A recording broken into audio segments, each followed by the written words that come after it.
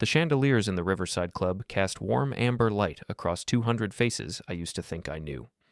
Crystal clinked against crystal somewhere to my left. Laughter rolled through the room in waves, the kind of polished sound that comes from people who've practiced being comfortable with money. I stood near the bar, scotch in hand, watching my wife work the room.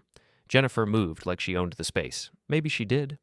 Her law firm had rented the ballroom for their annual partner celebration, and she'd made senior partner 6 months ago. Black dress, elegant cut, hair swept back in that way that said, "I don't have time for complexity." She was magnetic. She'd always been magnetic. That's how she got away with it for so long. "Ladies and gentlemen," her voice cut through the noise as she stepped onto the small stage near the windows. The room quieted. She had that effect. "Thank you all for celebrating with us tonight." I took another sip. The scotch burned going down. "This year has been transformative for our firm," she continued, smiling at faces in the crowd. "We've grown. We've won cases that mattered. We've built something remarkable together." Applause rippled through the room. I didn't clap. "But growth isn't just professional," Jennifer said, and something in her tone shifted. I felt it before I understood it. "Sometimes we grow by acknowledging when chapters close, when it's time to move forward with clarity and courage." My pulse kicked up. The scotch glass felt heavy. She raised her champagne flute. "So tonight, I want to raise a toast to new beginnings, to honesty, to moving on." Her eyes found mine across the room. They were cold, decided. "I'm filing for separation. It's time." The room went silent. Then someone coughed. Then the murmurs started, spreading like wildfire through expensive suits and cocktail dresses. I stood perfectly still. Jennifer held my gaze, waiting. She wanted a reaction, a scene, something she could point to later and say, "See?" He couldn't handle it. I set my scotch on the bar and walked toward the stage. People parted. The murmurs got louder. Jennifer's smile tightened, just slightly. She thought she'd won. She thought she'd broken me in front of everyone who mattered. I climbed the 3 steps to the stage, pulled the wedding ring from my finger, placed it carefully in her open palm. "You're right," I said quietly, just loud enough for the front rows to hear. "It's time." Then I walked off the stage, through the silent crowd, and out the double doors into the cool October night. My hands didn't shake until I reached my truck. I sat in the driver's seat for 10 minutes, engine off, staring at the steering wheel. My phone buzzed twice. Text messages from people at the party, probably. I didn't check. The thing about humiliation is that it crystallizes. It hardens into something you can hold. Turn over in your hands. Examine from every angle. She'd planned this. The public venue. The toast. The timing. She'd wanted maximum impact. Maximum witnesses. This wasn't a conversation that got out of hand. This was strategy. I started the truck and drove home. Our house sat on a quiet street in Belmont Heights, a neighborhood that still had trees older than the buildings. Jennifer had picked it. Jennifer decorated it. Jennifer invited friends over to admire the renovations she'd managed while I worked 60-hour weeks managing construction projects across 3 counties. I'd paid for all of it. I parked in the driveway and sat for another moment. The house looked warm from outside. Lights on, curtains open. A perfect life, visible from the street. I got out and went inside. The silence felt different now. Loaded. I moved through rooms I'd walked through 1,000 times, seeing them with new eyes. How long had she been planning this? Weeks? Months? I went upstairs to my office. Small room, corner of the house, overlooking the backyard, my space. I opened my laptop and logged into our bank accounts. Joint checking, joint savings, credit cards in both names, investments we'd built together over 12 years. I transferred everything from joint accounts into an account she didn't have access to. Took 15 minutes, within my legal right as a joint account holder. No theft, no fraud, just action. Then I went to our bedroom and started packing. I took clothes, toiletries, my grandfather's watch, the one photo of my parents from before the accident, books I actually cared about. I left everything else. 40 minutes later, my truck was loaded. I stood in the kitchen one last time, looking at the coffee maker we'd bought together, the dishes she'd picked out, the refrigerator covered in magnets from places we'd traveled. I felt nothing. I turned off the lights and locked the door behind me, drove to a hotel near the airport, cheap, clean, anonymous, checked in under my name, paid cash. The room smelled like industrial detergent and old carpet. I sat on the edge of the bed and finally checked my phone. 17 messages, 9 from Jennifer, 3 from her friends at the party, 5 from my brother asking what happened, I deleted them all without reading, then I turned off my phone. Sleep didn't come. I lay in the dark, staring at the ceiling, replaying the toast over and over. Her face, her voice. The way she'd looked at me, expecting me to crumble. She'd underestimated me, they all had. I'd spent 12 years being the reliable one. The one who showed up. Who fixed things. Who made sure the bills were paid and the house was maintained and life ran smoothly while she built her career. I'd been invisible, useful, easy to dismiss. That was about to change. Somewhere around 3 a.m, I opened my laptop again, started a document, began writing down everything I remembered from the past 6 months. Patterns, inconsistencies. Late nights she'd explained away. Weekend conferences that seemed excessive. Charges on credit cards I'd noticed but ignored. By sunrise, I had 4 pages of notes.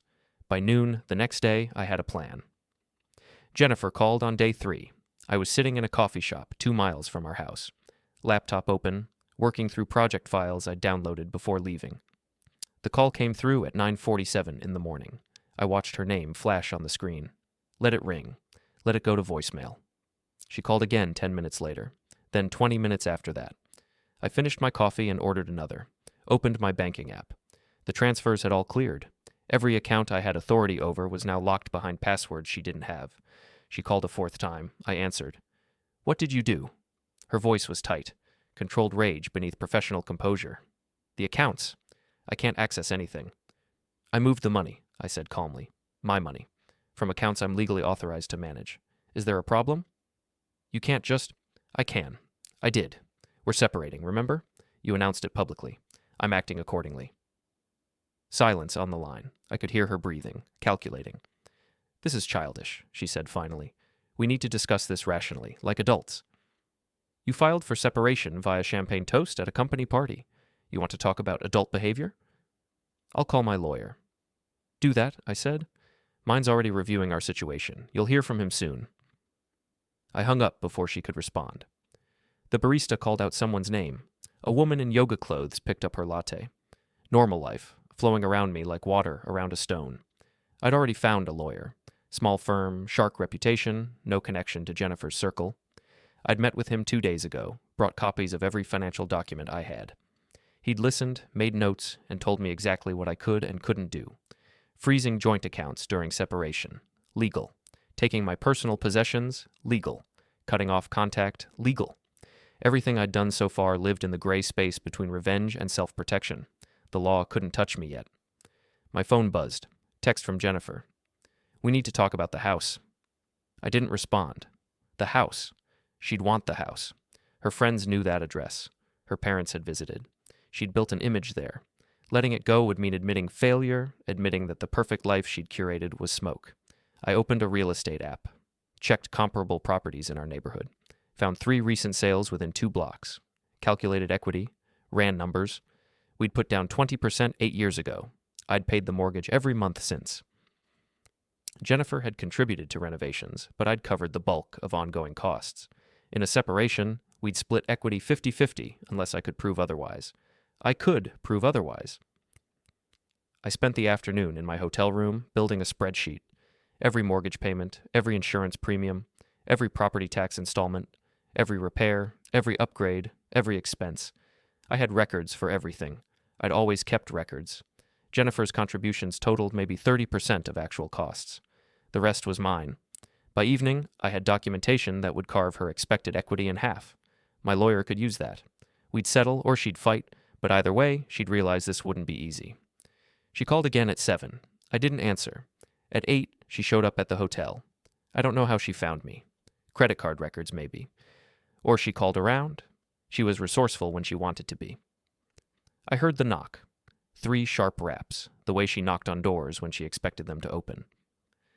I looked through the peephole, saw her standing in the hallway, arms crossed, jaw set. I opened the door but didn't step back. "We need to talk," she said. "No, we don't." "You're being ridiculous. This doesn't have to be a war." "You started the war, at the Riverside Club, in front of 200 people. Her expression shifted. "I thought you'd want privacy. Thought you'd prefer a clean break." "Privacy would have been a conversation, at home, like adults. You chose spectacle." "I chose honesty."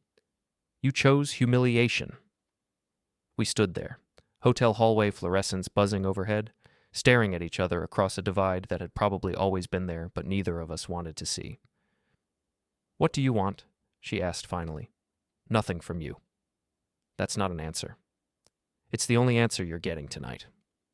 I closed the door, locked it, stood on the other side, listening to her breathing, waiting to see if she'd knock again. She didn't.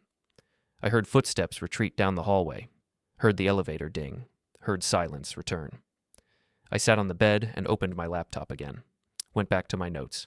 6 months of irregularities, patterns of absence, behavioral changes I'd cataloged without knowing why. Late June, 3 weekend conferences in 5 weeks. July, new gym membership, suddenly interested in fitness. August, phone calls taken in other rooms. September, overnight trip to Seattle for a case review that should have been handled remotely. October, the toast. I opened a new document and started mapping timeline against credit card statements, cross-referenced locations, built a picture from fragments. The gym membership matched a location near downtown, same zip code as a boutique hotel that showed up twice on our shared credit card, charges on dates Jennifer said she was working late. I didn't have proof yet, but I had threads. Pull the right thread, and everything unravels. My phone buzzed. Text from an unknown number. "This is Amy, Jennifer's paralegal. She asked me to reach out. She wants to meet tomorrow to discuss practical matters. No lawyers. Just you two?" I stared at the message. Jennifer was trying a different angle, sending someone else to make contact, someone neutral, someone I might be more likely to respond to. I texted back, "No." 3 minutes later, another text. "She's worried about you. She should be worried about herself." No response after that. I slept better that night. Not well, but better. The hotel bed was too soft and the room too warm, but exhaustion finally pulled me under around midnight. I woke at 6, showered, dressed, went to a diner 3 blocks away and ordered eggs and coffee. Sat in a corner booth with my back to the wall, watching morning people come and go. At 7:30, my lawyer called. "She filed already," he said without preamble. "Dissolution papers. Her attorney served them an hour ago." That was fast. "She's motivated. Wants this done quickly. Probably thinks you'll cave if she pushes hard enough." He paused. "Are you going to cave?" "No." "Good. Because she's asking for the house, half your retirement, and spousal support based on lifestyle maintenance during marriage." I laughed. Couldn't help it. The audacity was almost impressive. "She makes more than I do," I said. "I know, but she's arguing she sacrificed earning potential to support your career moves early on. It's thin, but she's trying." "What do I do?" "Document everything. Keep records of all communication. Don't contact her directly. Don't make threats. Don't do anything that could be construed as harassment or intimidation." "Understood." "And one more thing," he said. "Start thinking about what you want, because if this goes to court, you need a clear position. Otherwise, you're just reacting, and reactive clients lose." I thanked him and hung up, finished my coffee, paid, and left. The morning was cold, sky gray with coming rain. I walked back to the hotel, hands in pockets, thinking about what I wanted. Jennifer wanted the life she'd built, the house, the status, the image of success. She wanted me gone, but everything else intact. I wanted her to understand that actions have consequences, that you can't humiliate someone and expect them to quietly disappear, that I'd been underestimated for the last time.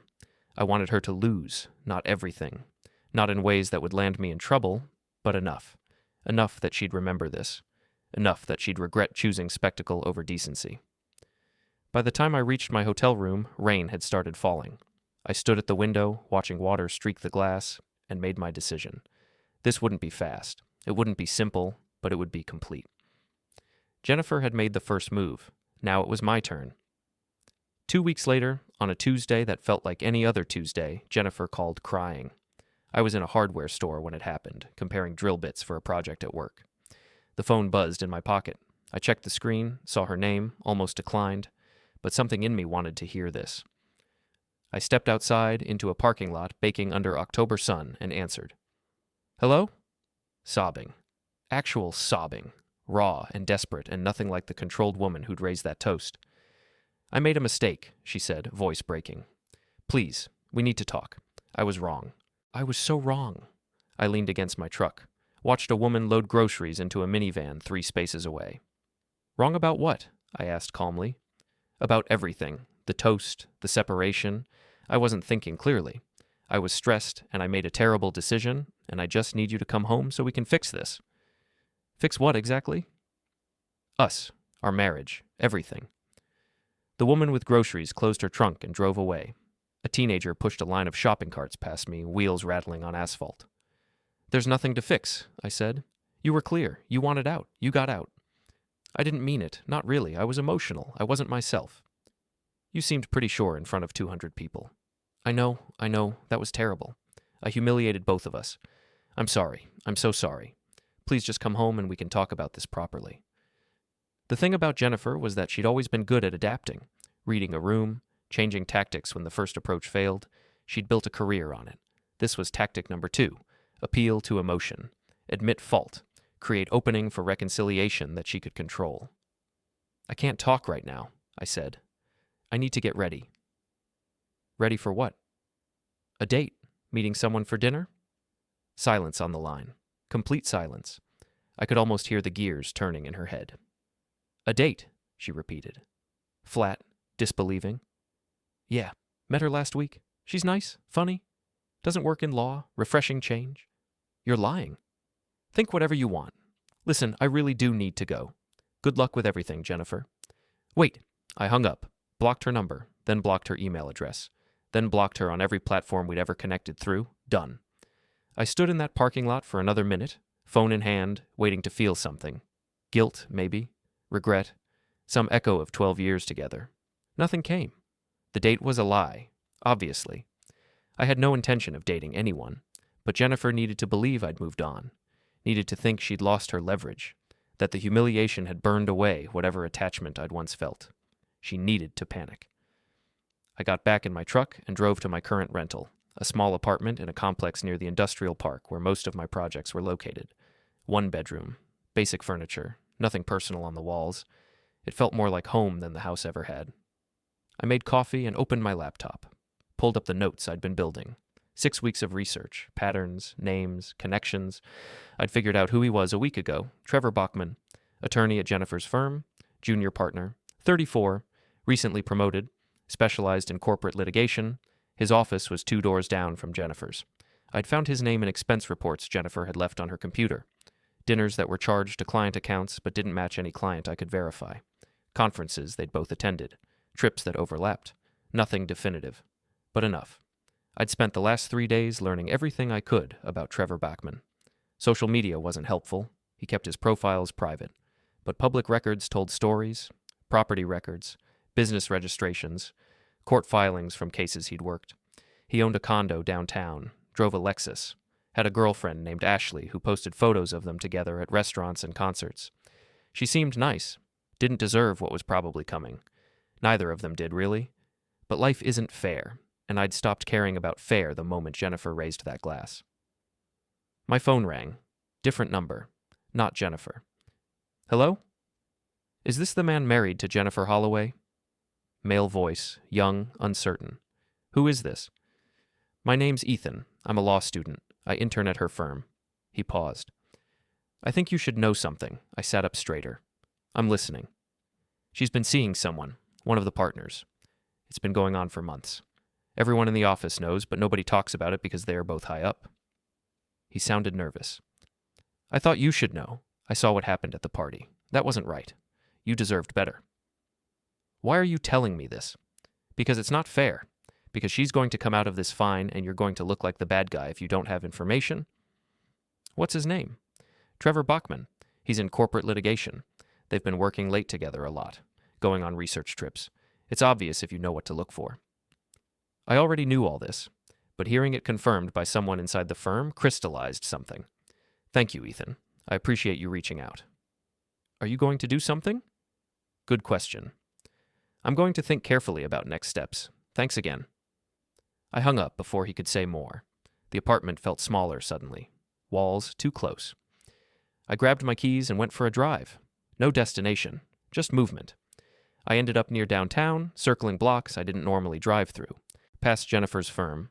Glass tower, reflective windows, expensive architecture.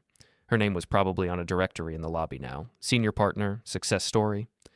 I kept driving, found myself in a neighborhood of newer condos and trendy restaurants.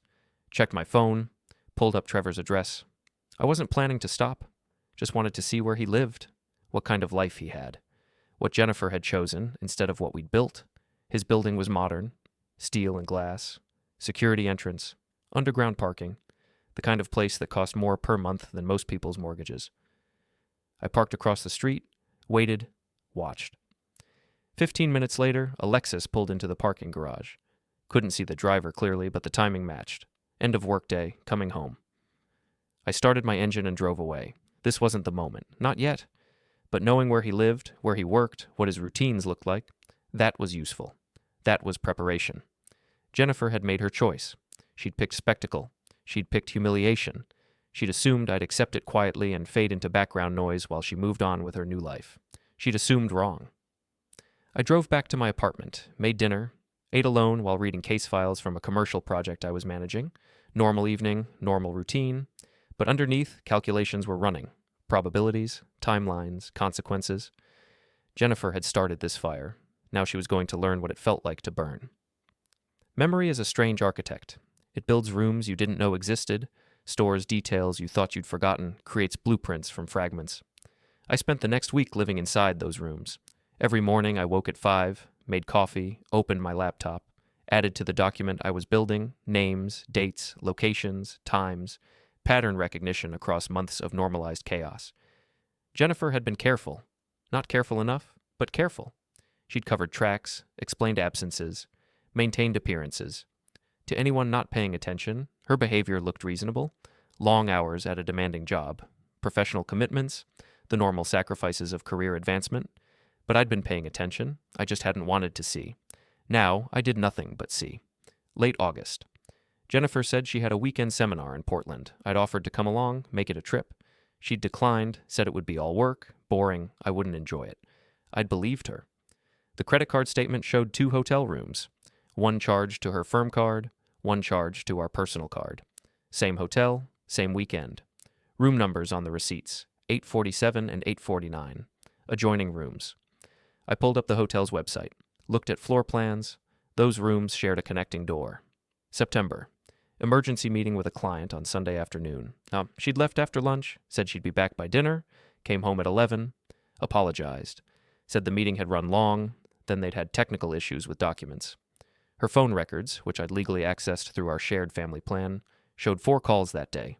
1 to the office landline at 2 p.m., 3 to Trevor Bachman's cell between 5 and 8 p.m. No calls to any client. October. The week before the toast, she'd started sleeping in the guest room. Said she had a cold, didn't want to keep me up with coughing. I'd accepted it, brought her tea, let her rest.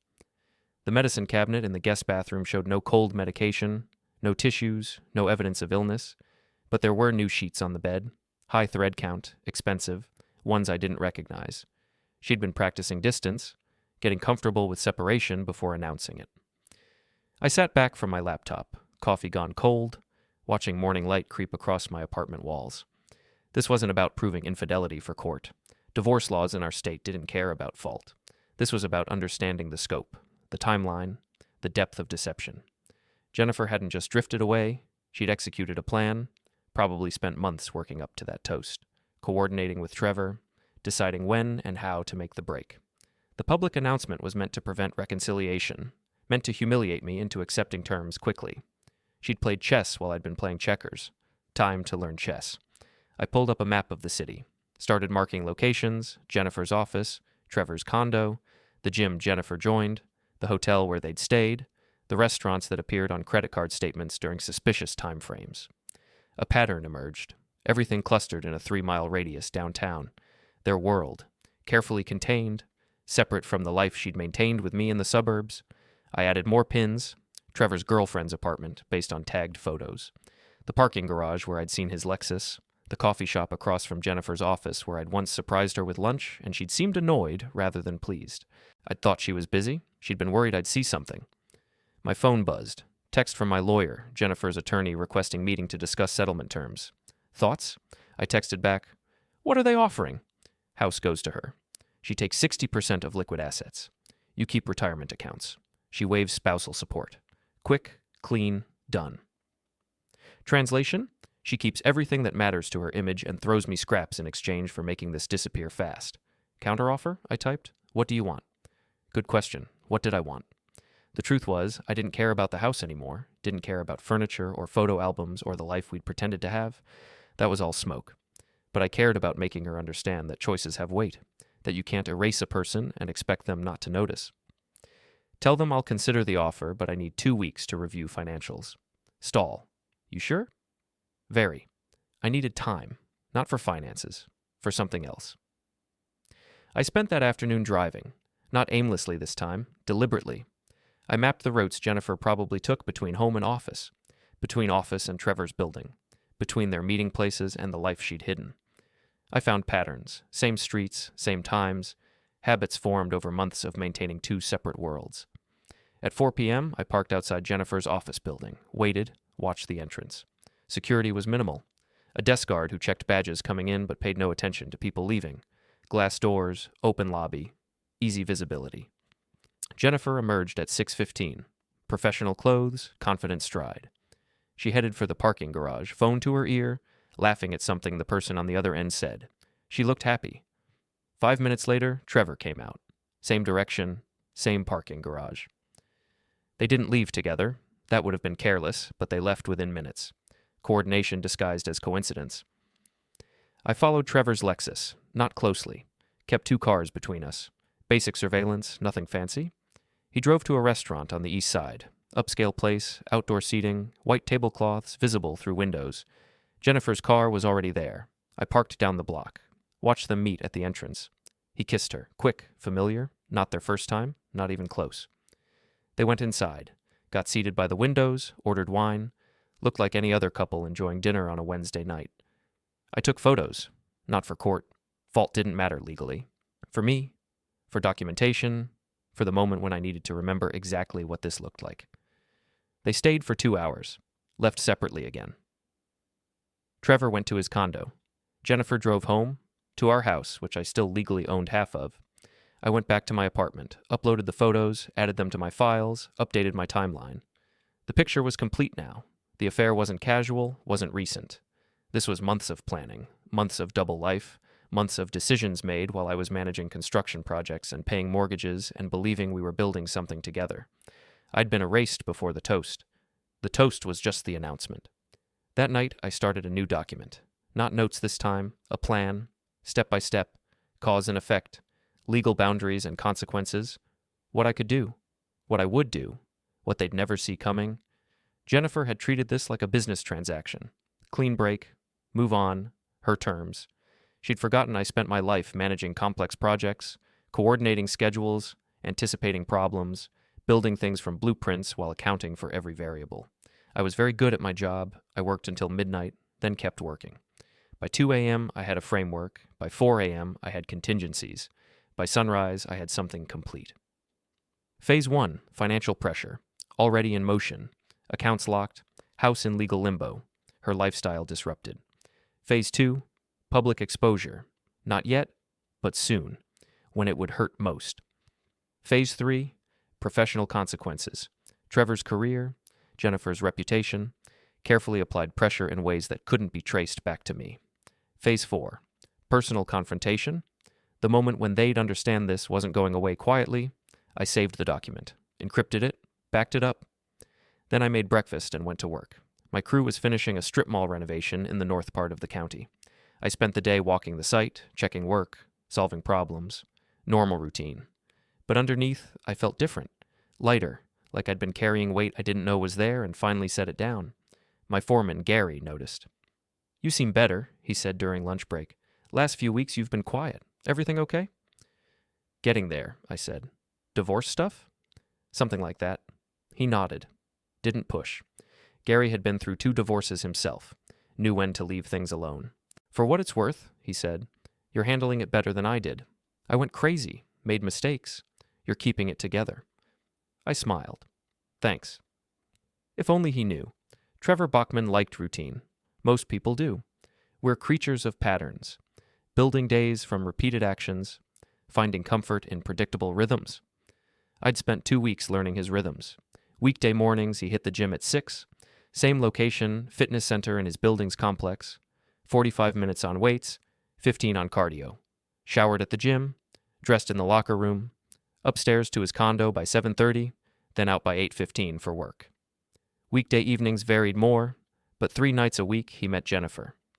Different restaurants each time. They were careful about that. But always somewhere downtown. Always between 6:30 and 7. Always public, but not too public. Places where young professionals went to be seen being successful. Weekends were for Ashley, his girlfriend, the one who didn't know she was about to become his ex-girlfriend. Saturday brunch, Sunday hiking or wine tasting or whatever young couples did when they were still pretending money bought happiness. I didn't judge. I'd been part of a pretending couple myself. It was Thursday morning, 5:45 a.m., when I first made contact. I was waiting in the gym parking lot when he arrived. Watched him park his Lexus in his designated spot. Watched him grab his gym bag. Watched him walk toward the entrance with the confidence of someone who'd never been confronted with consequence. I got out of my truck. "Trevor Bachman?" He turned. Surprise flickered across his face. Who approaches someone in a gym parking lot before 6 a.m.? But he covered it quickly. Professional mask sliding into place. "Do I know you?" "Not yet, but you know my wife." Recognition hit. His eyes widened slightly. Hand tightened on his gym bag strap. "I don't think we should talk," he said carefully. "If this is about Jennifer," "It is." "Then you should speak to your lawyer, or hers. This isn't appropriate." "Appropriate?" I smiled. Couldn't help it. "That's an interesting word choice. You've been sleeping with my wife for 6 months, but I'm the one being inappropriate?" "I don't know what you think you know." Portland, August 23rd through 25th. Adjoining hotel rooms, the Riverside Club toast. Dinner at Meridian last Wednesday. Should I continue? His face went pale. Good. I wanted him off balance. "I haven't done anything wrong," he said. "Jennifer was separated when we started seeing each other." "No, she wasn't. But I appreciate the rehearsed line. Did Jennifer feed you that, or did you come up with it yourself?" "This conversation is over." He started walking toward the gym entrance. I didn't follow. Didn't need to. "She's using you," I called after him. "The separation timing, the public announcement. She needed leverage for the proceedings. You're a prop, Trevor, a strategic choice." He stopped walking, didn't turn around. "Think about it," I continued. "Senior partner dating a junior partner? You think that looks good for either of you if it comes out wrong? She's controlling the narrative, making sure when people find out, and they will, it looks like it started after separation. You don't know her. I was married to her for 12 years. I know exactly who she is." He turned around then, anger replacing shock. "You need to leave. Now. Or I'm calling security." "Make the call. I'm not on private property. I'm standing in a parking lot having a conversation. Nothing illegal about that." We stared at each other across 20 feet of asphalt. Early morning light turning everything gray and cold. "What do you want?" he asked finally. "Nothing from you. Just wanted you to know I exist. That I'm not the background character Jennifer made me out to be. That consequences are coming and you're standing right in the blast radius." "Is that a threat?" "It's a forecast. Weather report. Storm's coming. I'm just letting you know so you're not surprised when it hits." I got back in my truck, started the engine, rolled down the window. "One more thing," I said. "Ashley seems nice. Does she know? About Jennifer?" His jaw tightened. "Stay away from her." "Not planning to contact her, but you might want to. Before someone else tells her. These things have a way of coming out." I drove away, checked my rearview mirror. Trevor was still standing there, gym bag at his feet, phone in hand. Probably calling Jennifer, probably panicking. Good. I wasn't bluffing.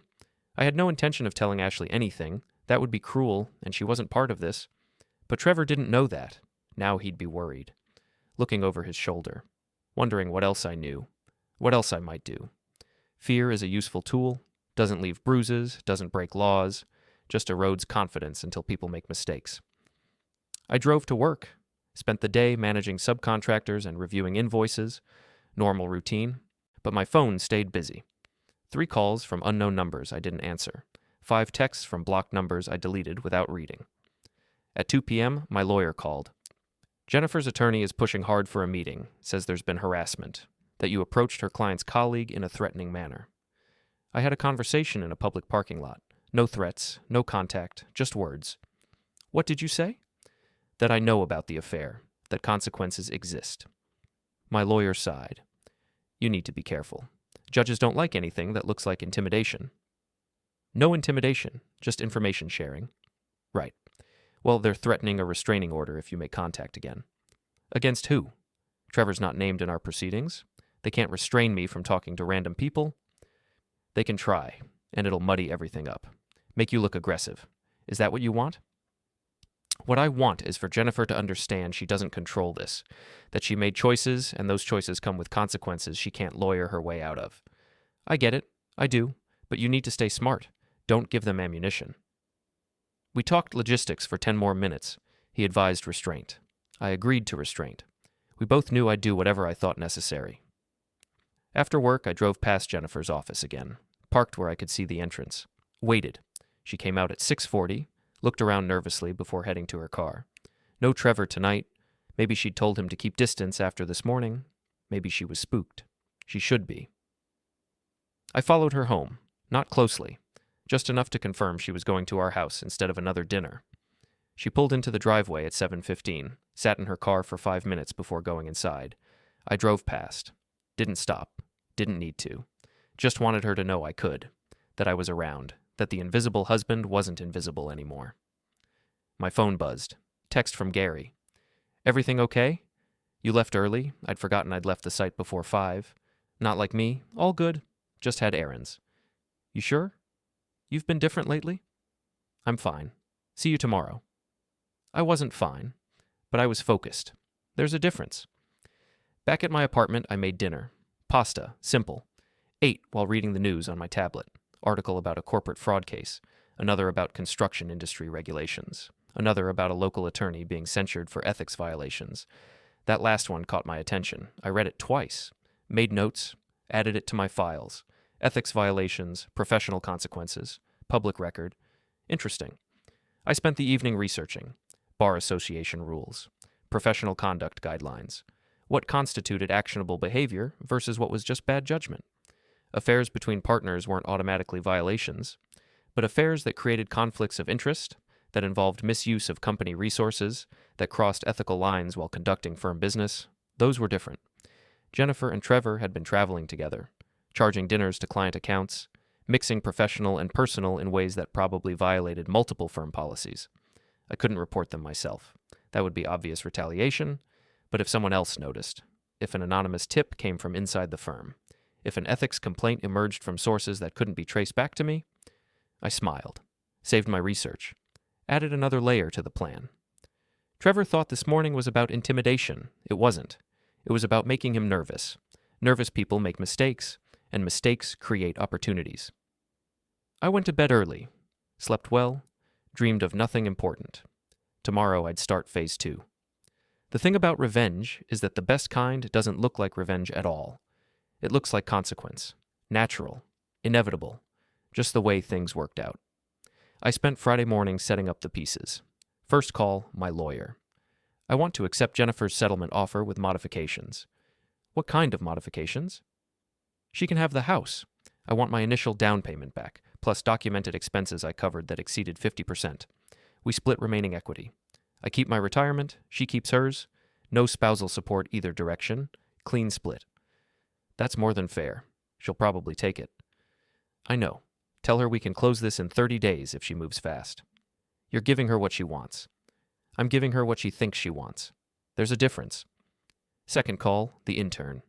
Ethan, the law student who'd reached out weeks ago. I'd saved his number. This is unexpected, he said when he answered, cautious. I thought you'd forgotten about me. I appreciate what you did. Calling to let me know, that took guts. It was the right thing. I have a question, completely hypothetical. If someone wanted to report an ethics concern at your firm, how would that work? Silence on the line. Then, there's a formal process. Written complaint to the ethics committee. Anonymous tips go to the managing partners first. And what happens if a complaint involves 2 partners? Conflict of interest between professional and personal relationships? Depends on the specifics. But generally, there'd be an internal investigation. If substantiated, could be anything from reprimand to suspension to termination. Why? Just curious. Thanks for the information. Wait, are you going to report Jennifer and Trevor? I don't have standing to report anything. I'm not part of the firm, just asking questions. Another pause. If someone inside the firm reported it, that would be different. Would it? Hypothetically, if someone had evidence, documentation, proof they'd been misusing company resources or creating conflicts of interest. Hypothetically. I'm not saying I would. I'm just saying hypothetically that kind of thing matters. Firms take ethics seriously, especially when it affects partners. Good to know. Thanks, Ethan. Third call, Ashley's workplace. I'd found her employment information through LinkedIn. She was a graphic designer at a marketing agency downtown. I didn't call her directly. That would have been crossing a line. Instead, I called the agency's main number, asked for the managing director. "This is David Chen," a tired voice answered. "Mr. Chen, my name is irrelevant, but I have information your employee Ashley might want to know." I don't handle personal matters for staff. This isn't personal. It's about someone in her life who may be creating legal exposure for her. Trevor Backman, attorney. He's involved in something that could become public and messy. I thought she deserved a warning. "I don't know what you're talking about." "You will. Soon. Just wanted someone to be looking out for her when things get complicated. She seems like a good person." I hung up before he could respond. Was it manipulative? Yes. Would it work? Maybe. Did I care? Not particularly. Ashley deserved better than Trevor. This was me helping that along. Fourth action, the gym. I went back that afternoon. Same parking lot. Waited until Trevor's Lexus appeared at his usual time. I didn't approach him, didn't say anything, just sat in my truck, clearly visible, watching him park. He saw me, I saw him see me. He grabbed his bag and hurried inside without looking back. Perfect. I stayed for 10 minutes, then I left. No confrontation, no words, just presence. Just the reminder that I was around, that I was paying attention. Fear doesn't need volume, it just needs consistency. Fifth step, the restaurant. That night, Jennifer and Trevor were scheduled to meet at a new place on the waterfront. I knew because I'd been tracking patterns. Thursday had been disrupted. Tonight they'd try to reclaim normalcy. I didn't go inside, didn't watch them eat. Instead, I parked where Trevor would see my truck when he came out. Not blocking him, not threatening. Just there. They emerged at 9:30. Saw my truck immediately. I watched Jennifer's face go rigid. Watched Trevor put his hand on her back. Protective gesture, laughable under the circumstances. They hurried to their cars, looked around nervously, drove away separately. I followed neither, just sat there for another 20 minutes. Let them think I might still be around. Let their paranoia do the work. Then I drove home, my real home now, the apartment that felt more honest than any house I'd shared with Jennifer. My phone rang at 10:15. Jennifer's voice came through furious and frightened simultaneously. "You need to stop." "Stop what?" "Following us, watching us, showing up places, it's harassment. I'm not following anyone. I park in public places, I go to restaurants. I exist in the same city, that's not harassment, that's life." "You know what you're doing." "I'm moving on. Isn't that what you wanted?" "You're trying to intimidate Trevor. It needs to stop." "I've spoken to him once. One conversation, in a public parking lot. Is conversation illegal now?" "My lawyer says..." "I don't care what your lawyer says. I care that you humiliated me in front of 200 people and now you're upset that I'm not quietly disappearing." "This isn't healthy. You need to let go." "I am letting go. I'm accepting your settlement offer. My lawyer will have papers to your lawyer Monday." Silence. She hadn't expected that. "You're accepting?" "With minor modifications. But yes, you want this done fast? I'll make it fast. We can be divorced in 30 days. "What's the catch?" "No catch. I want out as much as you do. Maybe more." "I don't believe you." "Believe whatever you want. Check with your lawyer Monday. It'll all be there." I hung up, blocked her number again.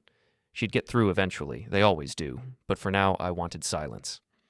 I spent the rest of the evening researching anonymous reporting procedures, how to file ethics complaints that couldn't be traced, how to document evidence in ways that seemed to come from internal sources. I didn't need to do any of it myself, I just needed to understand the process. Plant seeds. Let nature take its course. By midnight, I had 3 separate complaints drafted. Different writing styles, different angles, all pointing to the same facts. Jennifer and Trevor had been mixing personal and professional inappropriately, misusing firm resources, creating conflicts of interest that violated partnership agreements. I saved them, encrypted them, would send them later, from different locations, different IP addresses, different times of day. Nothing that could be traced back to me. Saturday morning, I went to the house. My house. Still legally mine until papers were signed. I had a key, had a right to be there. Jennifer's car was gone. Good. I wasn't there for confrontation. I went inside, walked through rooms that used to mean something, took photos, not of personal items, of documents I'd left behind, property records, insurance papers, anything that might matter later. Found Jennifer's home office. Her laptop was there, closed but not locked away. Careless. I didn't touch it, didn't need to. I'd already seen enough. But I noticed the desk had been reorganized. Personal items removed, professional materials separated. She was preparing to move. Probably already had a place lined up. Maybe Trevor's condo. Maybe somewhere new they'd picked together. I left everything exactly as I found it. Took my photos. Walked out. Locked the door behind me. By the time Jennifer came home, I was gone. She'd never know I'd been there. Just another ghost in a house full of ghosts. That afternoon, I drafted an email from a throwaway account. Sent it to the firm's ethics hotline. Subject: concern about partner conduct. I've observed inappropriate relationship between partners that may violate firm policies. Jennifer Holloway and Trevor Backman have been traveling together on firm business while involved personally. Expenses charged to client accounts for personal dinners. Conflicts of interest in case assignments. This has been ongoing for months. Records should be reviewed, sent from a coffee shop across town, using public Wi-Fi. Untraceable. I wasn't done. 2 more complaints would go out over the next week. Different details, different concerns, building a pattern that looked like multiple people noticing the same problems independently.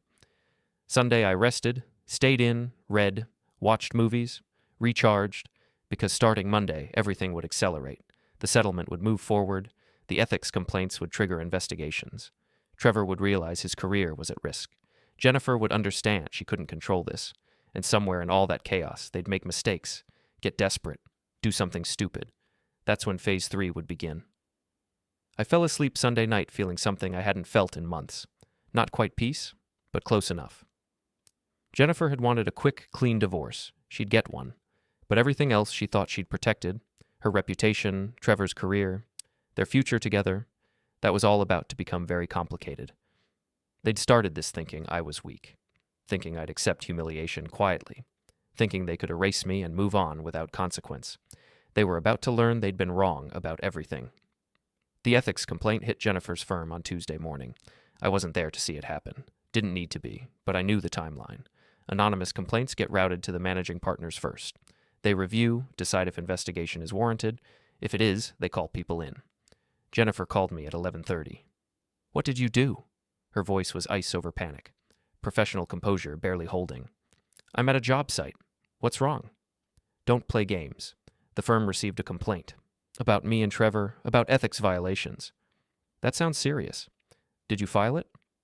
"I can't file ethics complaints with your firm. I'm not an employee. I have no standing." "Someone filed it. Someone who knows details they shouldn't know." "Maybe someone at your firm noticed. You weren't exactly subtle. Adjacent hotel rooms in Portland? Really?" Silence. She was calculating, trying to figure out angles. "This could ruin everything," she said quietly. "My partnership, Trevor's career, everything we've built." "Then you should have thought about that before the Riverside Club toast. This is vindictive.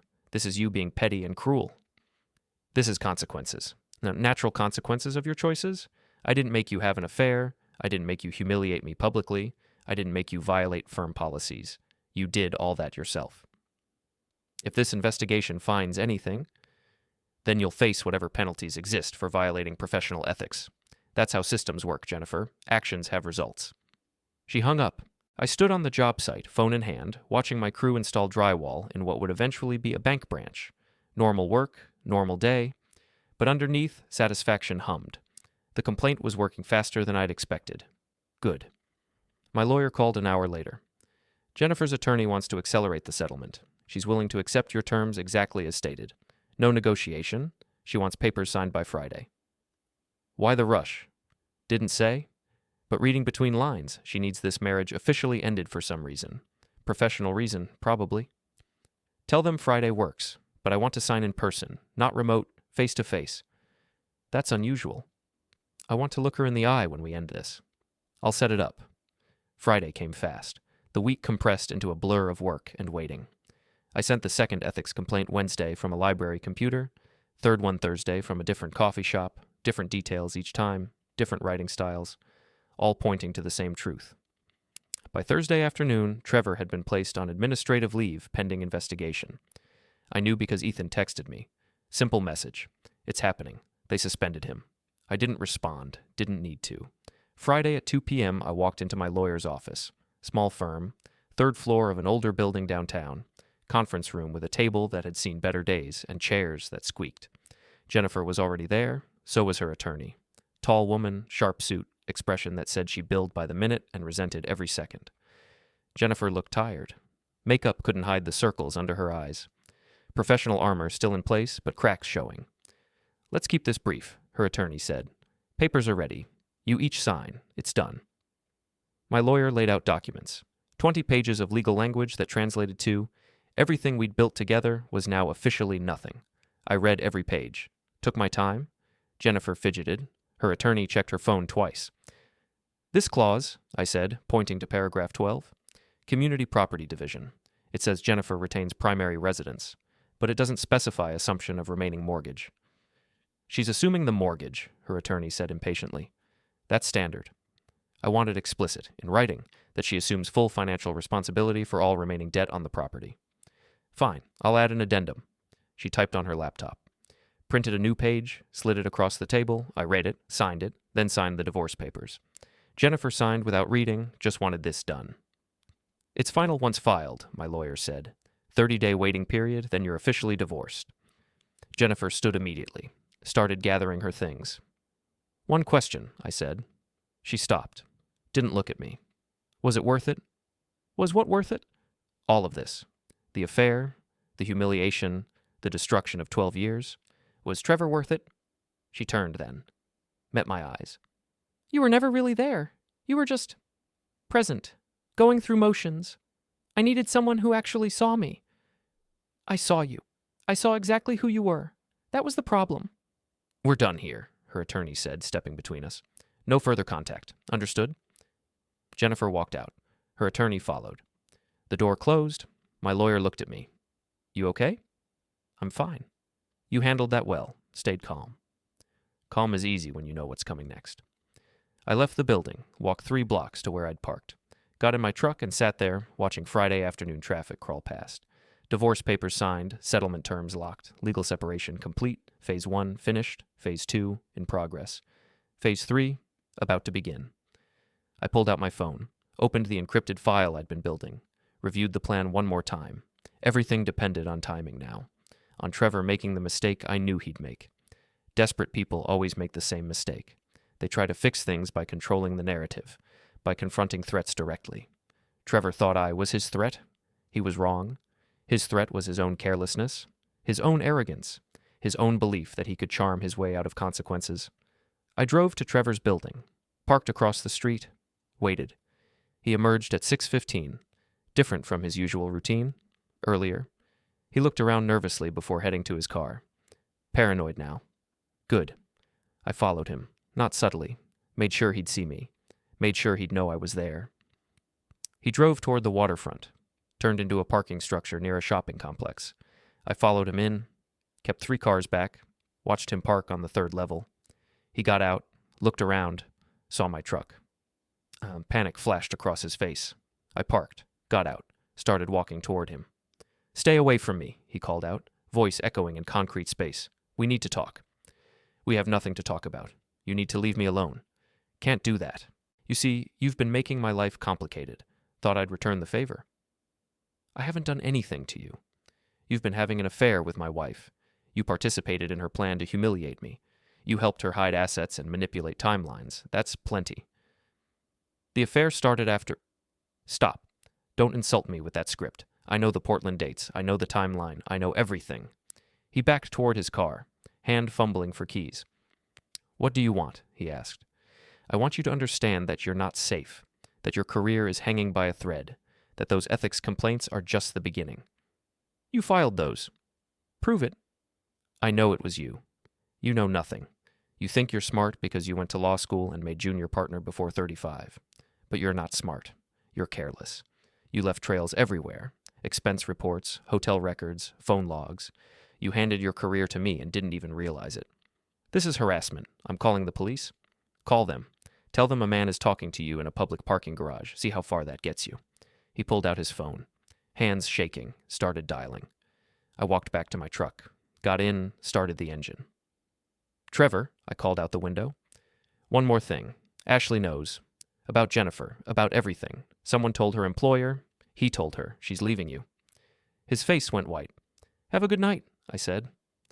I drove out of the garage. Left him standing there, phone in hand, world collapsing around him. I didn't know for sure if Ashley had been told yet, but Chen at the marketing agency had my number now, had my warning. He'd act on it. Might take a day, might take a week, but eventually Ashley would find out. And when she did, Trevor would have nothing left. No Jennifer. The ethics investigation was ruining that.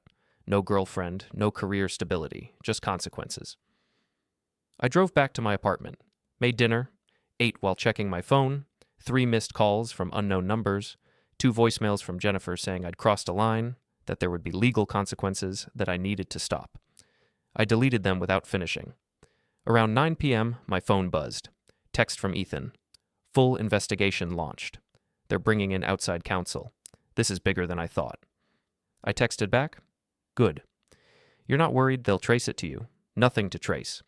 Anonymous complaints from concerned employees. I'm not an employee. I have no access to internal systems. I'm just an ex-husband watching his former spouse face consequences for her choices. That's cold. That's honest. I put my phone down, pulled out my laptop, started working on Phase 3. Phase 3 required precision. Required Trevor to be desperate enough to make mistakes, but not so broken he'd become unpredictable. Required Jennifer to realize she couldn't control the situation, but still believe she could salvage something. The balance was delicate, but I'd been planning this for weeks. I knew the pressure points, knew where to push, and push I would. The investigation moved faster than anyone expected. By Monday morning, the firm had hired external auditors to review expense reports and travel records. By Tuesday afternoon, they'd found patterns. By Wednesday, both Jennifer and Trevor were called in for formal interviews. I knew all this because Ethan kept me updated. He was risking his internship by feeding me information, but something about the situation had triggered his sense of justice, or maybe he just hated people who abused power. Either way, he was useful. They found the Portland trip, he texted Wednesday evening. Hotel rooms on firm cards. Same hotel, adjacent rooms. Jennifer claimed it was for case strategy meetings. They're not buying it. What about Trevor? He's panicking. Tried to blame Jennifer. Said she initiated everything. Said he was uncomfortable but went along because she was senior partner. I stared at that message for a long time. Trevor was throwing Jennifer under the wheels, trying to save himself by sacrificing her. Classic move, predictable, but it changed the dynamic. Meant they weren't united anymore. Meant the alliance was fracturing under pressure. That opened possibilities. I called my lawyer. I need you to file something for me. What? A formal complaint to the State Bar Association. Jennifer Holloway engaged in conduct that violated professional ethics. I want it on record. That's aggressive. The firm's already investigating. Why pile on? Because firm investigations can be hushed up, swept away, partners protecting partners. But state bar complaints are public record, can't be buried. You're trying to end her career. I'm trying to make sure she faces appropriate consequences. There's a difference. He sighed. I'll draft it, but you need to be sure. Once this is filed, there's no taking it back. Her reputation will be damaged permanently. I'm sure. What about you? This will look vindictive in court if anything else comes up. Nothing else is coming up. I'm signing divorce papers. Moving on. Just want to make sure professional misconduct is addressed professionally. All right. I'll have it ready by Friday. Thursday night, I drove past Jennifer's office building. Lights were still on in several floors. Late workers, partners probably in emergency meetings about the investigation. I parked, watched, waited. Jennifer emerged at 9:30. She looked destroyed. Hair not quite perfect. Suit wrinkled. She walked like someone who'd been beaten down and was just trying to reach shelter. I felt nothing watching her. No satisfaction, no pity, just observation. She got in her car, drove away. I didn't follow, didn't need to. Friday morning, the bar complaint was filed. Public record, searchable, permanent. Jennifer called at noon. I answered. You filed a bar complaint. Not a question. A statement, numb. I reported professional misconduct to the appropriate regulatory body. That's what responsible citizens do. This will ruin me. Your choices ruined you. I'm just making sure those choices are properly documented. I could have handled the firm investigation, could have managed that. But a bar complaint, that follows me everywhere. Even if they dismiss it, it's on my record forever. Then you shouldn't have violated professional ethics. You're destroying my life out of spite. I'm holding you accountable. There's a difference. She was crying now. Not manipulative tears. Real ones. Broken ones. I'm sorry, she said. For all of it. The toast, the humiliation, the affair. I'm sorry. Please make this stop. I can't make it stop. It's out of my hands now. Regulatory bodies will investigate. They'll make determinations based on evidence. I have no control over that process. Please. No. I hung up, sat in my apartment, stared at the wall. This was the twist I hadn't expected. Jennifer breaking, Jennifer apologizing, Jennifer begging. I'd prepared for her to fight, to escalate, to bring lawyers and threats and power to bear. But she'd crumbled instead. The weight of consequences had crushed her faster than I'd anticipated. Part of me wanted to feel triumphant, wanted to savor her pain the way she'd probably savored my humiliation at the Riverside Club. But I felt hollow instead, because this wasn't about making Jennifer suffer. It was about making her understand, and she understood now. Too late, but she understood. My phone buzzed. Text from Ethan. Trevor resigned. Effective immediately. Negotiated exit. Firms covering it up as mutual parting. But he's done. And Jennifer? On administrative leave pending investigation. Probably forced resignation coming. They can't fire a senior partner easily, but they can make staying impossible. Everything was collapsing exactly as planned. Trevor's career was finished. Jennifer's reputation was shredded. The affair that started this whole cascade had destroyed everything they'd tried to build. But here was the twist nobody saw coming. The thing I discovered Friday afternoon when I finally looked through the evidence carefully? The Portland trip. The one that started everything. The hotel records showed 2 rooms, adjacent. I'd assumed that meant they were together, that they'd used the connecting door, that it was romantic escape disguised as work. But the actual expense reports told a different story. Jennifer's room was charged to a client account. Legitimate casework. The client existed. The meeting was real. Trevor's room was charged to his personal credit card, then submitted for reimbursement as general travel expense. Vague, no specific client attached. They weren't in Portland together, they were in Portland at the same time. But Jennifer was working.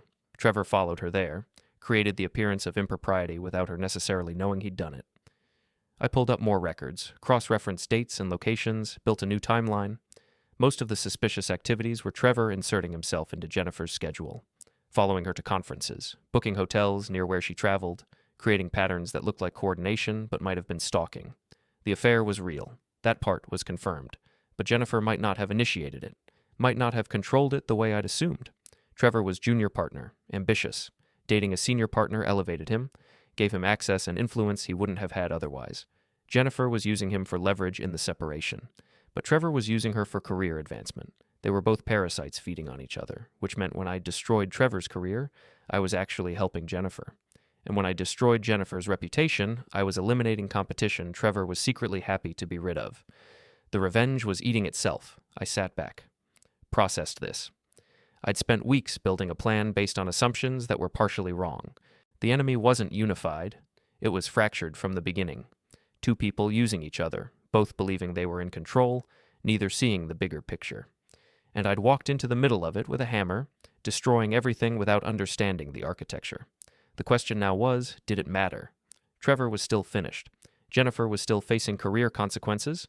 The marriage was still over. The humiliation was still real. The methods were working even if the motivations were wrong. But it bothered me. The wrongness. The fact that I'd been operating on incomplete information. The possibility that Jennifer was more victim than villain in some of this. Then I remembered the toast. The public humiliation. The calculated cruelty. The way she'd smiled at me while announcing the separation in front of 200 people.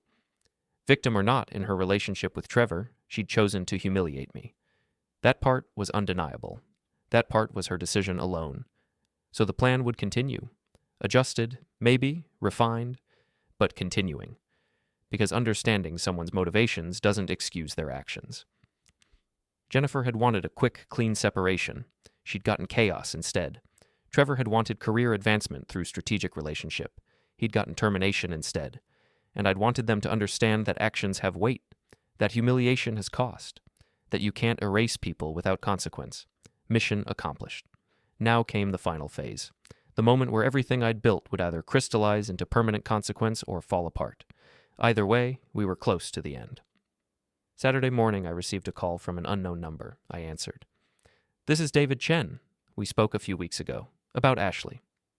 I remember. "You were right. About Trevor. About everything. Ashley came to me in tears yesterday. Asked if I'd heard anything. I told her what you'd told me. She confronted Trevor. He admitted it. I'm sorry she had to go through that. She's devastated, but she also said to tell you thank you. For the warning. For caring enough to reach out. She deserved better than him. She did. Listen, there's something else. Trevor came to our office this morning, looking for Ashley. Made a scene. Security had to escort him out. He was unhinged, threatening. Kept saying he'd lost everything and it was all your fault." My pulse kicked up. "What kind of threats?" "Nothing specific, just angry ranting. But I thought you should know. He seems unstable. Thank you for telling me. Be careful. Men like that, when they lose control, they do unpredictable things."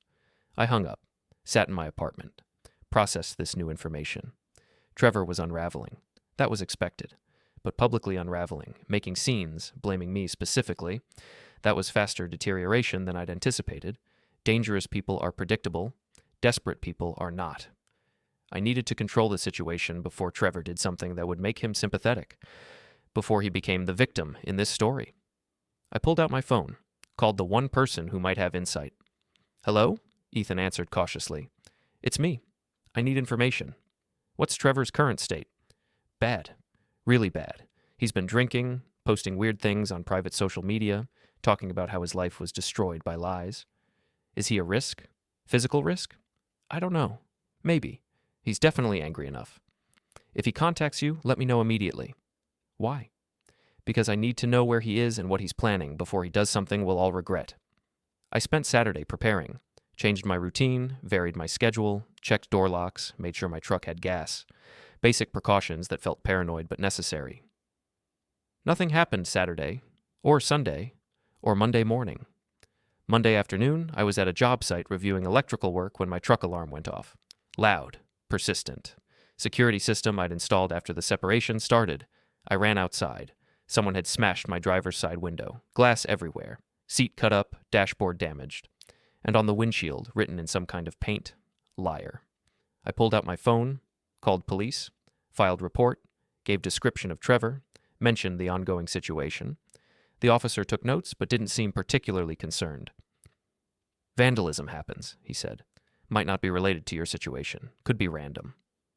Random vandals don't write specific accusations. We'll look into it. File the report. Document the damage for insurance.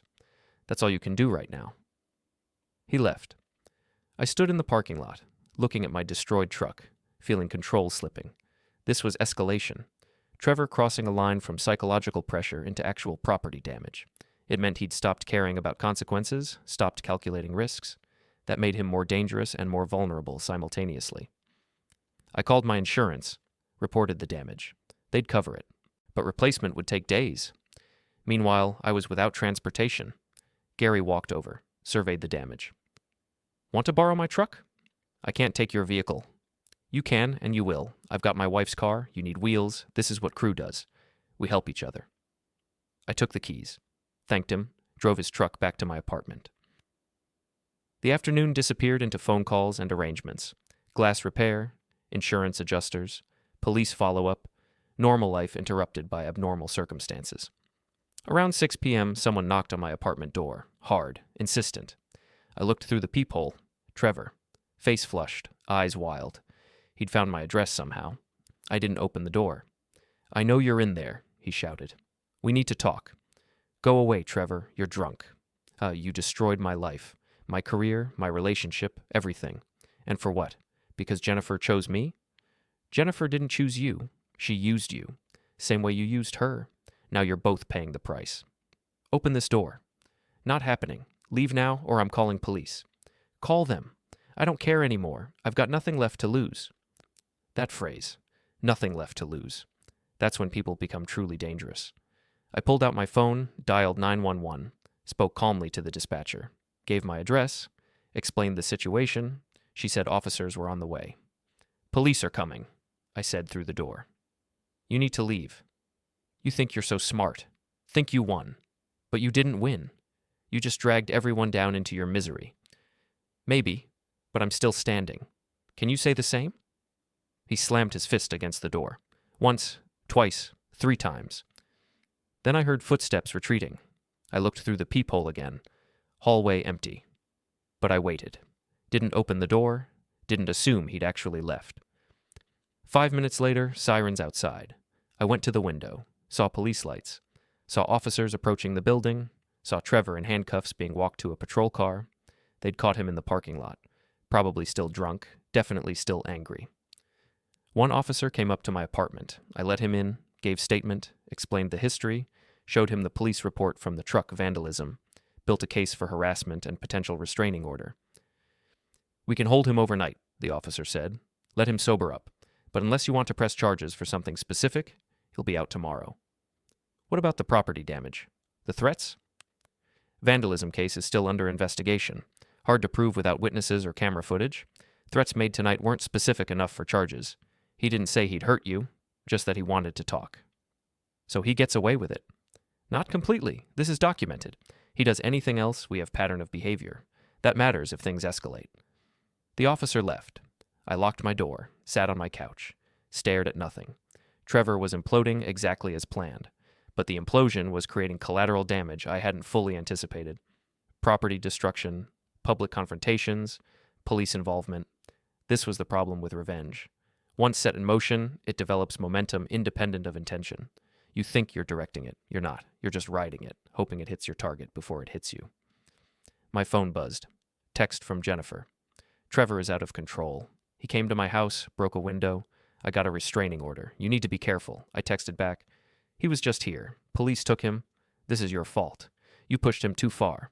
I documented his affair with you. I filed complaints about ethics violations. I didn't make him unstable. His choices did that. You're still responsible. No, we're all responsible.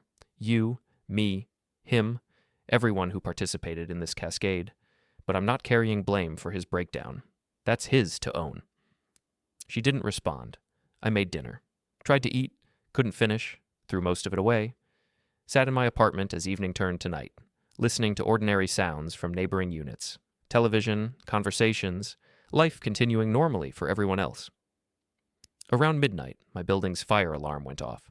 Loud, piercing, everyone evacuating. I grabbed my phone and keys, headed for the stairs, joined the stream of confused residents filing outside in pajamas and confusion. Fire trucks arrived. Firefighters went inside, searched, found nothing. False alarm or pulled alarm, someone triggering evacuation maliciously. I looked around at the crowd of residents. Trevor wasn't visible, but that didn't mean he wasn't watching from somewhere nearby. Didn't mean this wasn't him causing disruption because he couldn't cause direct harm.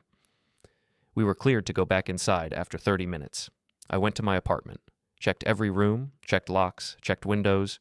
Everything was secure, but I felt exposed anyway. This wasn't sustainable. Trevor spiraling meant unpredictability, meant constant vigilance, meant the revenge I'd planned so carefully was creating an environment I couldn't fully control. I needed to end this, soon, before Trevor did something that couldn't be undone, before someone got hurt in ways that mattered. Tuesday morning, I called my lawyer. I need a restraining order against Trevor Bachman. Based on what? Vandalism.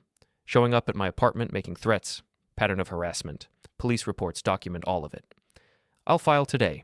Hearing will be within a week. Meanwhile, avoid him. Document everything. Don't engage. Understood. I hung up. Went to work. Spent the day focused on job site management. Normal tasks, normal problems. Electrical delays, permit issues, subcontractor scheduling conflicts, the kind of problems that had solutions. But underneath, awareness hummed. Trevor was out there, angry, unstable, capable of anything. Evening came. I drove back to my apartment in Gary's borrowed truck. Parked, checked surroundings, nothing suspicious. No one watching. I went inside, locked the door, made dinner, tried to relax. Couldn't. Around 9 p.m., someone knocked. Soft, polite, not Trevor's aggressive pounding. I looked through the peephole. Jennifer, alone, looking exhausted. I opened the door but didn't invite her in. What do you want? To talk. Really talk. Not yelling, not accusations, just to talk. About what? About ending this. All of it. Before someone gets hurt worse than they already are. I stepped back. Let her in. Closed the door. She stood in my small apartment, looking around at the basic furniture and empty walls, seeing how far I'd fallen from the life we'd shared. This is what you chose, she said quietly. Over fighting for the house. Over fighting for anything. I chose freedom over possessions. Turned out possessions weren't worth the cost of staying connected to you. She flinched. I deserve that. You deserve worse. But I'm tired. So what do you want, Jennifer? I want you to stop. The bar complaint, the investigation, whatever else you're planning. Just stop. Let me resign quietly. Let this end. Why would I do that? Because Trevor is dangerous now. Because this has gone far enough. Because continuing serves no purpose except causing more pain. Pain was the point. Was. Past tense. You made your point. I'm ruined. My career is over. My reputation is destroyed. You won. Now let it end. I looked at her. Really looked. Saw the lines around her eyes. The weight she'd lost. The way she held herself like someone barely keeping pieces together. She was broken. Completely broken. And part of me wanted to feel satisfaction. Wanted to savor this moment of victory. But I felt tired instead. Just tired. I can't withdraw the bar complaint. It's filed. Regulatory process is independent now. But you could stop feeding them information? Stop pushing the investigation? I haven't been pushing anything. They're doing their jobs. Don't lie. I know you've been feeding someone inside the firm, someone who's been reporting every detail. I said nothing. Just let it run its course naturally, she continued. No more escalation, no more pressure. Let me resign, let Trevor disappear. Let this end. And what do I get? Peace, closure, the satisfaction of knowing you completely destroyed the person who hurt you. Isn't that enough? Maybe it was. Maybe it wasn't. But standing in my apartment at 9 p.m. on a Tuesday, looking at the broken woman who used to be my wife, I realized I didn't care anymore. The revenge had consumed itself. Jennifer was finished. Trevor was imploding. The marriage was over. The separation was complete. Continuing served no purpose except prolonging my own entanglement in their collapse. Fine, I said. I'll stop.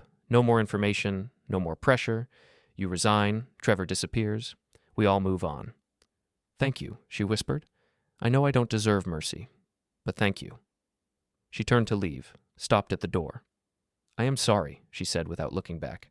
For all of it. The toast was cruel. You didn't deserve that. I was trying to feel powerful, and I destroyed something that didn't need destroying. I'm sorry. Apology noted. Doesn't change anything, but noted. She left. I locked the door behind her. Stood in my apartment alone again. It was over. The revenge, the obsession, the careful plans and calculated pressure. Over. I should have felt relief, satisfaction, victory. I felt empty instead. But empty was better than the rage that had been burning since that night at the Riverside Club. Empty meant space for something else eventually. Empty meant room to rebuild. I went to bed early, slept poorly, woke at dawn. Wednesday was normal. Work, crew, problems, solutions, life continuing. Thursday, my phone buzzed. Text from Ethan. Jennifer resigned. Announcement went out this morning, effective immediately. She's gone. And Trevor? Nobody's seen him since Monday. Rumor is he left town. Just disappeared? Good. Is it over? Yes, it's over. I put my phone down, went back to work. The project was behind schedule, needed attention, needed focus. I gave it both, because the revenge was finished. Jennifer was gone. Trevor was gone. The chapter was closed. Now came the hard part. Living with what I'd done, living with who I'd become, living with the knowledge that I'd burned everything down and called it justice. But that was tomorrow's problem. Today I had work to finish. Thursday afternoon, Trevor's body was found. He'd checked into a motel on the edge of town, paid cash, spent 2 days inside the room, alone, drinking heavily based on the bottles housekeeping found later. The official report said accidental overdose. Prescription medication mixed with large quantities of whiskey. No note, no indication of intent, just a man who'd lost everything and stopped paying attention to consequences. I heard about it Friday morning. Police called to ask routine questions. I'd filed harassment complaints, had documented interactions. They wanted timeline clarification. I told them everything truthfully. The affair, the vandalism, the confrontation at my apartment, the escalating instability, all of it documented, all of it provable. "Did you have contact with him after Monday night?" the detective asked. "No, that was the last time." "Did he threaten himself? Did he say anything about not wanting to continue?" "He said he had nothing left to lose, but he didn't specify what that meant." "That's helpful, thank you." They hung up. I sat in my apartment, stared at the wall, processed what I'd just heard. Trevor was gone. Not fired, not ruined, not humiliated. Gone. Permanently. And I'd helped push him there. Not directly. I didn't force medication down his throat. Didn't pour the whiskey. Didn't check him into that motel. But I'd applied pressure. Had destroyed his career. Had systematically dismantled everything he'd built. And when people have nothing left, they make final choices. I told myself it wasn't my fault. That Trevor's instability predated our conflict. That men who handle loss with violence and substances have deeper problems than external circumstances. I told myself he'd made his choices, the affair, the manipulation, the career advancement through inappropriate relationships, all his decisions. I told myself I'd just documented facts, reported violations, let systems work as designed. I told myself a lot of things that morning. None of them made me feel better. My phone rang. Jennifer, I answered. "Did you hear?" Her voice was hollow, empty. "Police called me. This is our fault. This is his choice. We pushed him to it. You know we did. The complaints, the investigation, the public humiliation. We destroyed him and he couldn't handle it. He destroyed himself. We just held up mirrors. Stop. Just stop with the rationalizations. A man is gone. Whatever he did, whatever we did, he's gone now. And we have to live with that. I can live with it. Can you, really? Because I can. I close my eyes and I see him at the office. Confident, alive, flawed, but alive. And now he's not. Because we decided his mistakes deserved complete destruction. What do you want me to say, Jennifer? That I'm sorry? That I regret holding people accountable for their actions? I don't. Trevor made choices. Those choices had consequences. The fact that he couldn't handle consequences isn't my responsibility. You're cold. I'm realistic. The world doesn't owe anyone protection from their own decisions. I hope you can live with that philosophy. I hope it keeps you warm at night. She hung up. I sat in silence for a long time. The thing about revenge is that it never delivers what it promises. You think it'll bring satisfaction, closure, justice. It brings none of those things. Just emptiness and the knowledge that you became something you didn't recognize in pursuit of something that didn't matter. Trevor was gone. Jennifer was ruined. The marriage was over. I'd won every battle, achieved every objective, and I felt nothing but hollow. My phone buzzed. Text from Ethan. They're calling it accidental, but everyone knows. Everyone understands what really happened. You should probably stay away from anything connected to the firm. People are angry. Angry at me, at the situation, at how far things went, at the fact that someone lost their life over an affair and hurt pride. I didn't force him to take those pills. No, but you helped create the environment where that seemed like his best option. I didn't respond. The afternoon disappeared. I tried to work, couldn't focus, drove to the job site, walked around, looked at progress without seeing it, talked to Gary about scheduling without hearing my own words. "You okay?" Gary asked finally. "You seem off." Someone I knew passed away, still processing. "Sorry to hear that. Take the day if you need to." "I'm fine. Work helps." It didn't help, but I stayed anyway. Stayed until the crew packed up. Stayed until sunset painted the sky red and orange. Stayed until I couldn't justify staying longer. Drove back to my apartment, Gary's truck. My truck was still in the shop getting windows replaced and interior repaired. Everything temporary, everything borrowed, nothing mine. Inside my apartment, I made dinner mechanically. Ate without tasting, cleaned up automatically, sat on the couch and turned on the television without processing what I was watching. Around 9 p.m., someone knocked on my door. Soft, hesitant. I looked through the peephole. Ashley, Trevor's girlfriend, ex-girlfriend now. I opened the door. "I know you probably don't want to see me," she said, "but I needed to talk to someone who understood. Who was there?" "Come in." She entered, looked around, sat on my couch. I sat in the chair opposite. "I heard about Trevor," I said. "I'm sorry." "Are you? Because everyone's saying you drove him to it, that you destroyed his career out of revenge and he couldn't take it." That's one version.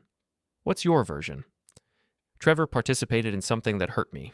I documented that participation. I reported violations of professional ethics. Those reports triggered investigations.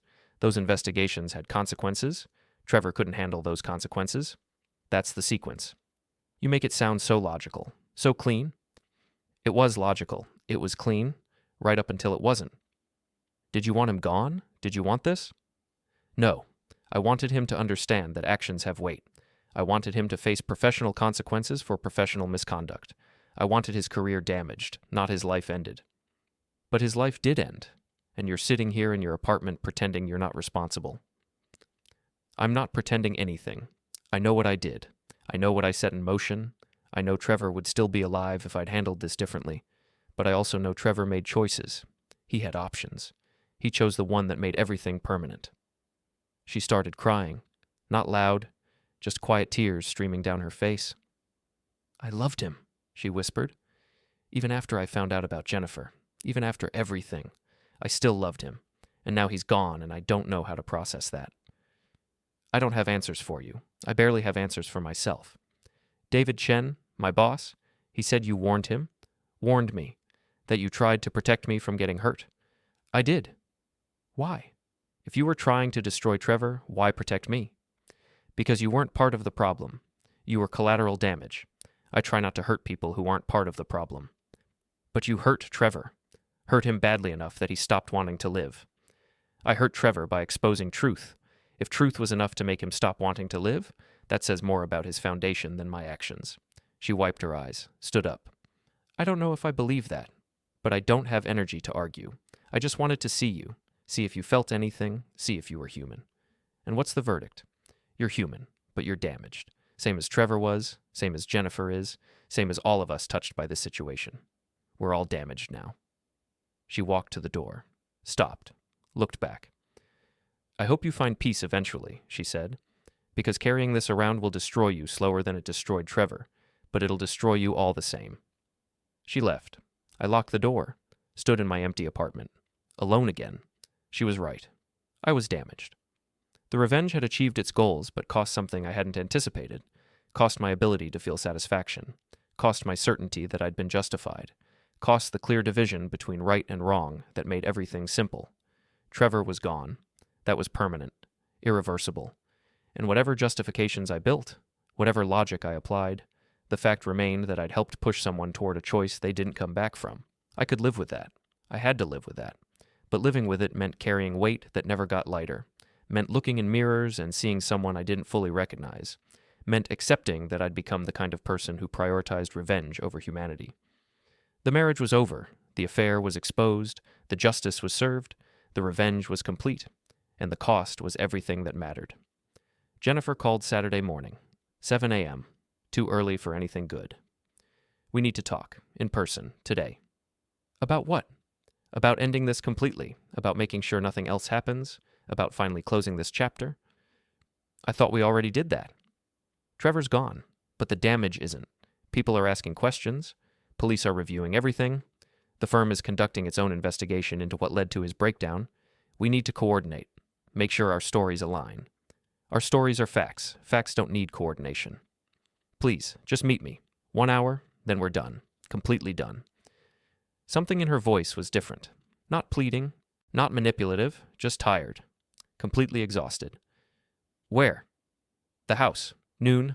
I'll leave the door unlocked. She hung up before I could respond. I spent the morning debating whether to go. Could be trap, could be setup, could be Jennifer trying one final manipulation before everything closed. But curiosity won. Or maybe obligation. Or maybe just the need to see this through to actual conclusion. I drove to the house at 11:45, parked on the street.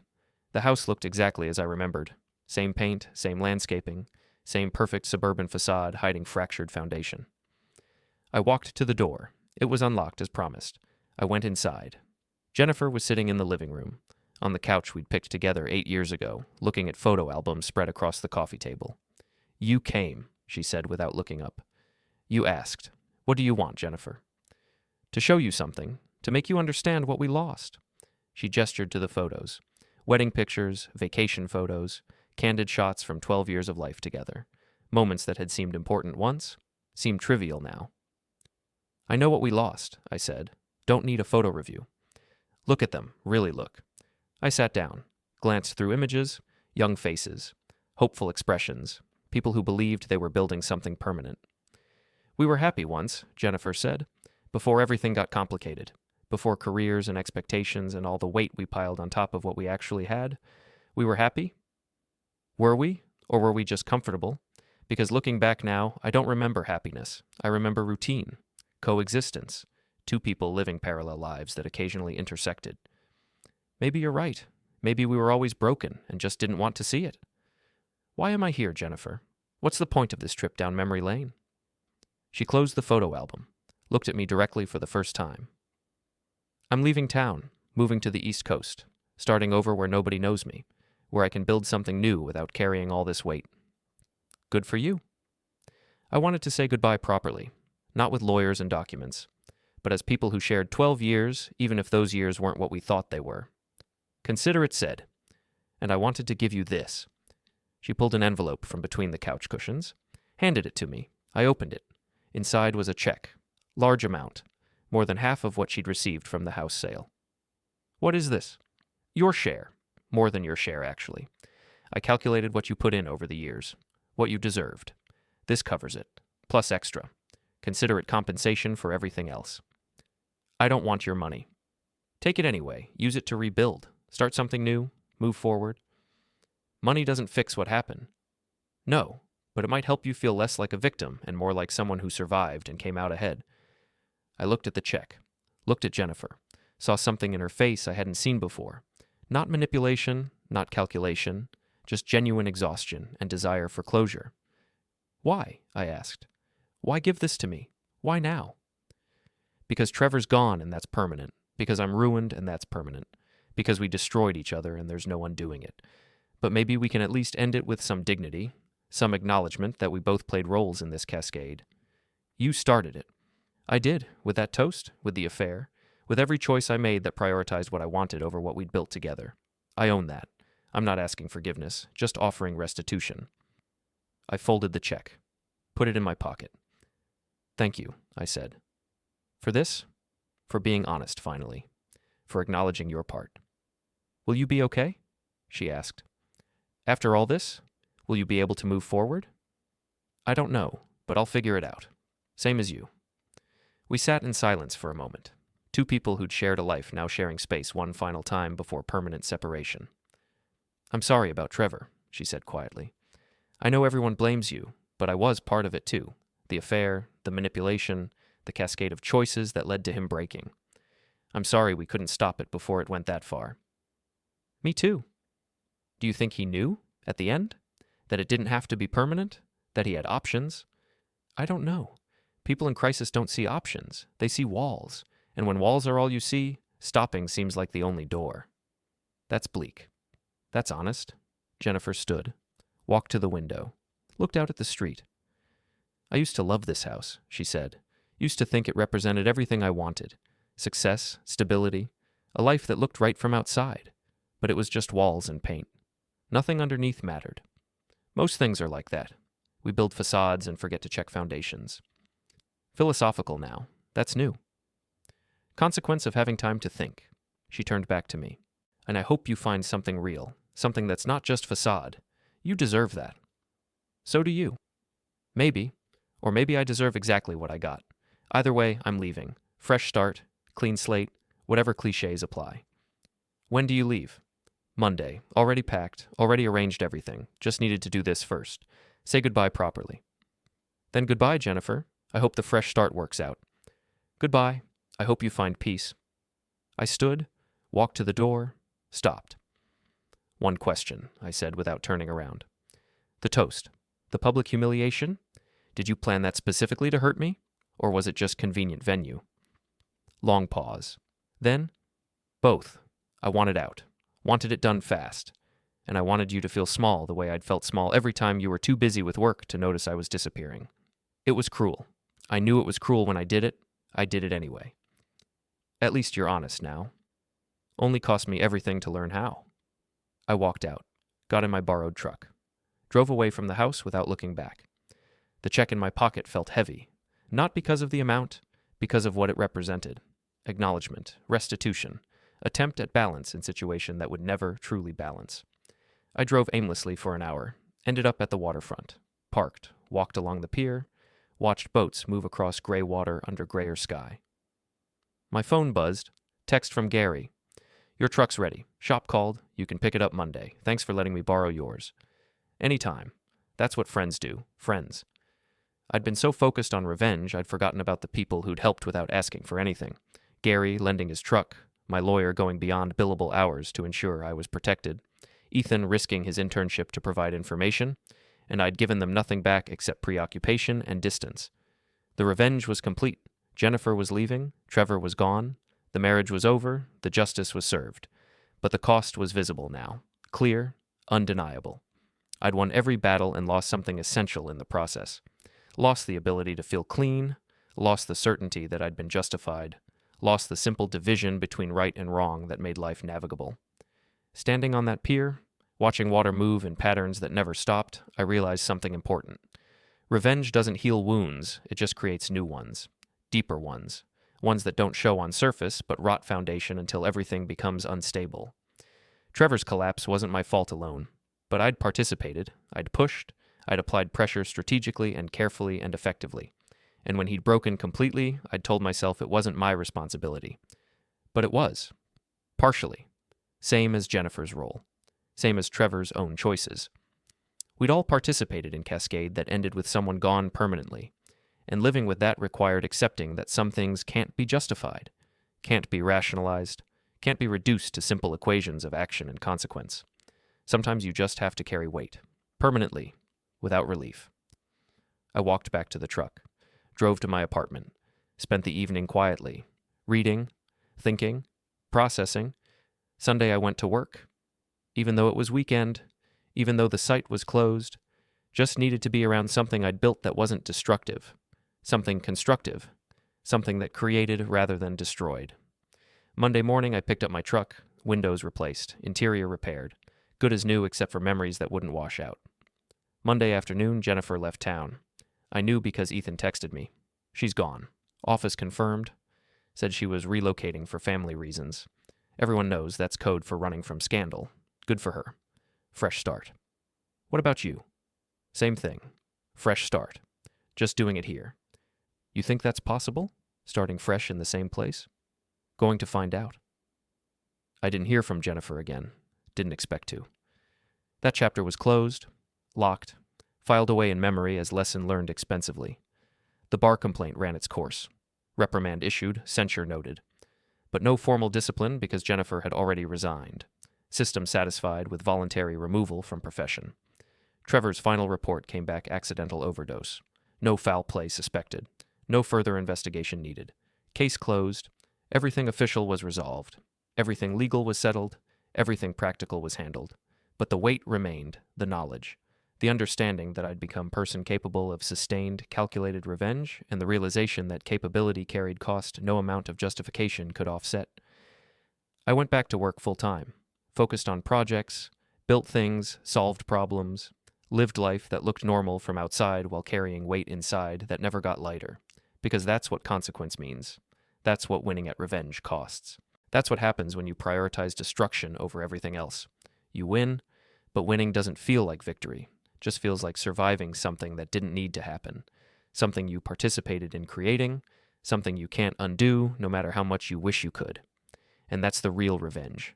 Not what you do to others, what you do to yourself in the process. The person you become, the weight you carry, the cost that never stops accumulating. Jennifer had started this with a toast. I'd finished it with systematic destruction. We'd both lost everything that mattered along the way. And standing in the wreckage, holding a check that represented restitution for 12 years of shared life, I understood finally that revenge was never the answer. Just the question we ask when we're too hurt to think clearly, the action we take when we're too broken to build anything better. But understanding doesn't change what happened, doesn't bring Trevor back, doesn't repair Jennifer's career, doesn't restore the marriage, doesn't undo any of it.